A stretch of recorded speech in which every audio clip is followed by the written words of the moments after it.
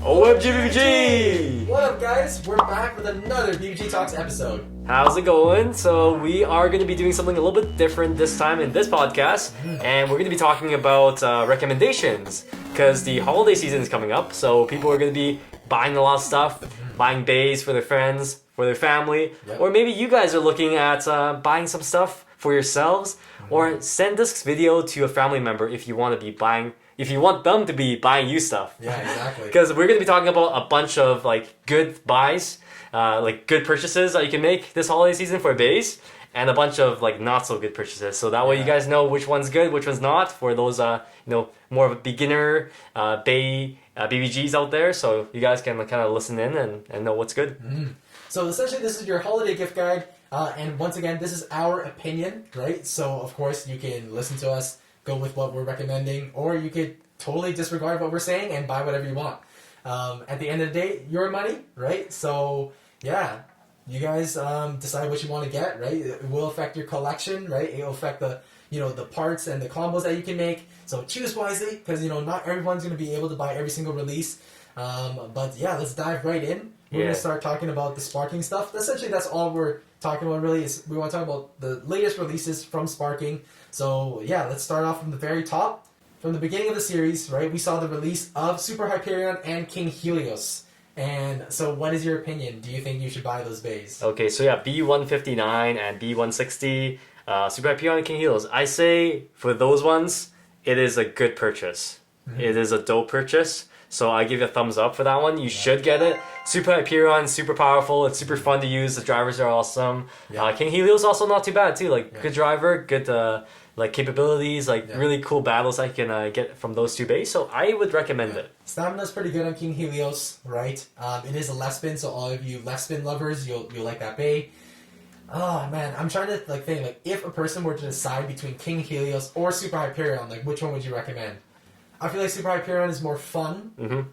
I feel like deep down, if I could only collect one of them, I feel like I would pick King Helios. Okay, because I would pick Super Hyperion. Yeah, Super Hyperion is super fun to use. If we were doing a battle video, I would say Super Hyperion is there every single time. Yeah, it's super fun Bey. King Helios with the 1B chassis. It's not that common, so that's one of the only ways to get it, other than and then the new release with Achilles. So yeah, it's good parts that comes with it too. Yeah.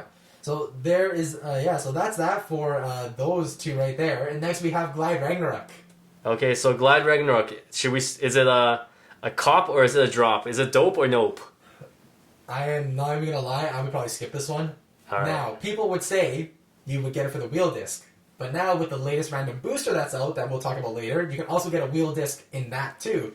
So would you just rather save your money, right? Buy a random booster. If you could potentially buy the whole set of random booster, then you'll have a wheel disc for sure, right? Okay. So I guess it depends on your purpose of getting Glide. I would personally skip it. Okay, so if you're buying Beyblade Burst Sparking Beys this holiday season, skip Glide Ragnarok. That's what I would say anyways. All right. Yeah, so... Fair. Yeah. Is that fair? What do you guys think? Of course, leave your comments and your suggestions and all that stuff, your opinions down in the comment section as we go through this list. We really want to know what you guys think of each Bey too. Yeah, we're trying to help you guys gift Beys better.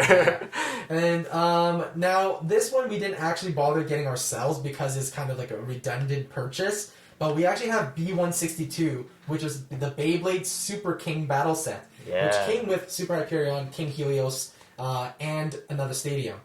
So I mean, if you're going to be buying King Helios Super Hyperion anyways, and you don't have a stadium, may as well buy the set, I guess. Yeah, good purchase. You can buy everything at once. Keep in mind though, that is an older release. Now there is the Limit Break DX set, but it's probably going to be more expensive though, so keep that in mind. Yeah, so entirely different Beys though. Yeah, so I would say, it's a good purchase. I'll give it a thumbs up for that. Yep. Alright, and then next, Brave Valkyrie. That's an obvious one. So that's B163, Brave Valkyrie. Yeah, yes. It's gotta be a buy. It's gonna be a yes.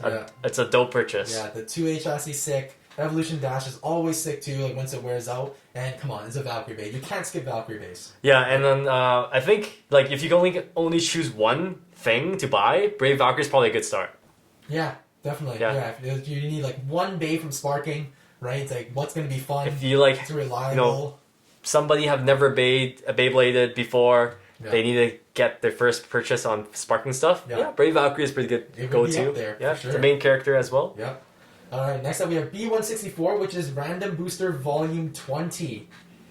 This is tough. I would say no. Yeah. Like, I wouldn't spend my money trying to buy as many of these as I can to try and get that prize bait. Cursane is like overall kind of fun to use because it does move around a lot, but not really reliable when you're talking about the full combo. Okay, so copper drop. I would say drop then. It's gonna be a drop. It's gonna be drop. It's gonna be a drop.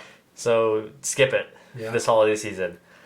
What else is next? If we're talking about, if we're just going through like the B numbers, then we got B165 and B166, which is our Superking Bey launchers, right? So sparking launchers. Yeah, so sparking launchers, both right and left spin. That's gotta be a thumbs up for me, guys. Like, sparking launchers are dope. Like, it's so sick. So I would say if you have the opportunity to buy them, get them. I would say it's a cop as well, but I keep breaking them, so I'm scared to recommend it. I know. So keep it in mind, like. Might Don't not go too last. hard on it. Depending on how you launch as well. So it's definitely a cool product though. It is. Yeah. And it's going to be powerful too, right? It's going to make your launches more strong. So, I mean, I think it's pretty sweet. Yeah. Next, we have B167, which is Mirage Fafnir. Oh, this one's hard. This one is tough. This one had a lot of hype in the beginning, but I feel like it's a skip for me for this. Is it? Okay, a lot of people are going to hate me for this, so I think it's a skip. Is it? For Sparking Bey wise, like this season might not be it's not one of my favorites. Hopefully you guys don't hate me for saying that. Yeah. I would say a lot of other Fafnir are not better, but I feel like I have more of a connection with it. Yeah. Yeah. Yeah, definitely. The other one seemed like it was more memorable. Yeah.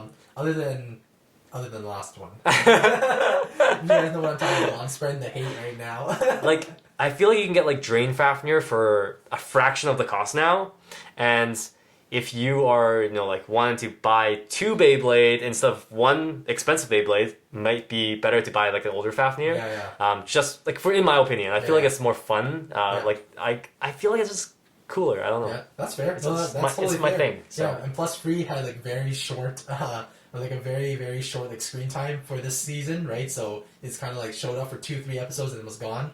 So I feel you. Yeah, the Bey's not that bad though. It's not bad. It's alright. But I would say, just so I'm a harsh critic, I'll say drop it. But you say purchase or no? It's hard too. Like I agree with you in almost everything like that too. But it's hard to say. Let's just say drop. All right. Well, you guys let us know. Yeah. I guess maybe you guys are somebody who has all the money and can buy all the Beys. Yeah, so exactly. you even have to worry about that. But tell us in the comment section below if you guys feel like you want Mirage Factory this holiday season.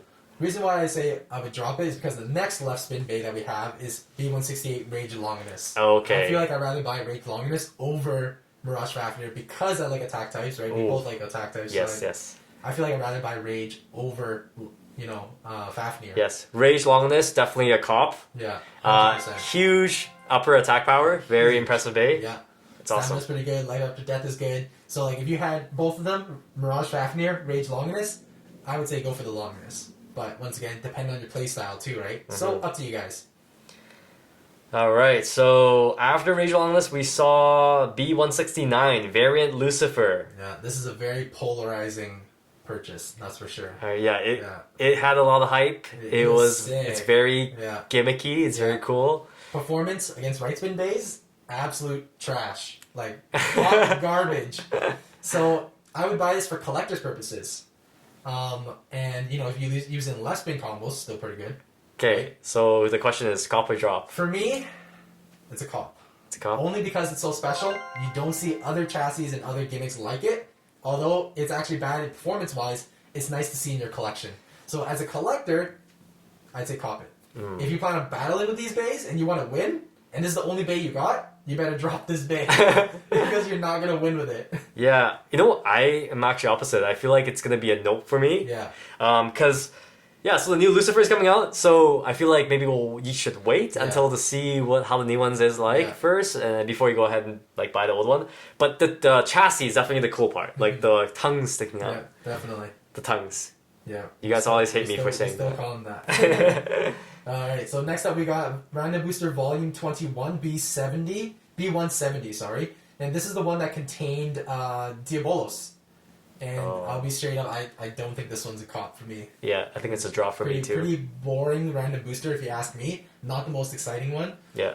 It is nice getting both the right and left spin, but once again, Neither of them perform that well. Avoid it. Avoid it this holiday Yeah, season. It's not the most impressive thing. Wouldn't get that. And also, I feel like if you like Diabolos and you don't have any other bays, or like you just can only get like 1 or 2 things for Christmas or whatever, get Master Diabolos. Yeah, Master Diabolos is where it's at. Yeah, definitely. Even though it's not a Sparking Bay, it's from like last year, but it's still a good one. Yeah. So I guess that was a pretty straight up answer. Volume 21, Random Booster B170, a drop. Next up, we saw B171 Superking Triple Booster Set. Mm-hmm. So this one came with I guess the most important one was Dragon. Yep. So Tempest Dragon, along with 2 other booster bays. Yep. What do you think? Okay, I guess individually, like if you're battling stock combos only, I don't think Tempest Dragon is that high of a performer, right? In stock combo, I would say drop this one. Yeah. It's a pretty expensive set too. I think MSRP on this one was like $50. It's around $50 Canadian. So I would drop this one. The most impressive thing, and also if you want it, you have to get those 2 other nobody bays, like the other randoms. So it's pretty expensive to get into. I would even say get Command Dragon, the Takerotomi version, of course. Yeah, definitely. Yeah. Like that was good with Electric Driver. Imperial Dragon is the way to go. More fun to use, for sure.